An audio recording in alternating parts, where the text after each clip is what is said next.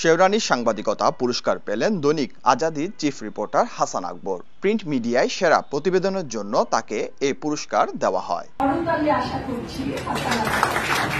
বৃহস্পতিবার সন্ধ্যায় চট্টগ্রাম একাডেমির ফয়েজ নুর নাহার মিলনায়তনে আনুষ্ঠানিকভাবে এই পুরস্কার তুলে দেওয়া হয়। একাডেমির মহাপরিচালক আমিনুর রশিদ কাদেরীর সভাপতিত্বে ও কবি সাহিত্যিক রাশেদ রৌফের পরিচালনায় অনুষ্ঠানে প্রধান অতিথি ছিলেন ই লার্নিং বিশেষজ্ঞ ডক্টর বদরুল হুদা খান। বিশেষ অতিথি ছিলেন শেওরানীর পুত্র কামরুল হুদা খান। বক্তব্য রাখেন একাডেমির সাবেক মহাপরিচালক ডক্টর আনোয়ারা আলম ও নেসার আহমেদ। স্বাগত বক্তব্য দেন একাডেমির পরিচালক জাহাঙ্গীর মিয়া। অন্যান্যদের মধ্যে বক্তব্য রাখেন একাডেমির পরিচালক রেজাউল করিম স্বপন, প্রাবন্ধিক মোহাম্মদ মুজিবুর রহমান, অধ্যাপক গোফরান উদ্দিন টিটু সহ অন্যান্যরা।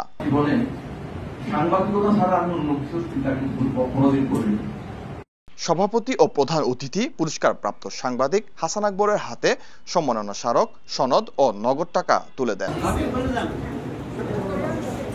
প্রধান অতিথি ই লার্নিং বিশেষজ্ঞ ডক্টর বদরুল হুদা খান বলেন, লোকমান খান শেওরানী নামে এই পুরস্কারের মাধ্যমে প্রতিভা সম্পন্ন সাংবাদিককে মূল্যায়ন করা হচ্ছে।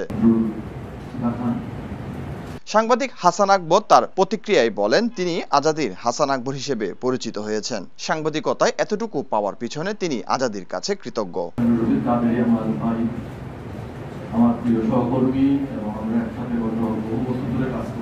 অনুষ্ঠানে আরো উপস্থিত ছিলেন প্রফেসর রীতা দত্ত, গল্পকার বিপুল বড়ুয়া, প্রাবন্ধিক এস এম আব্দুল আজিজ, কবি সুলতানা নূর জাহান রোজি, এস এম মুখলিসুর রহমান, অধ্যাপক বাসুদেব খাস্তগি সহ অন্যান্য অতিথিরা।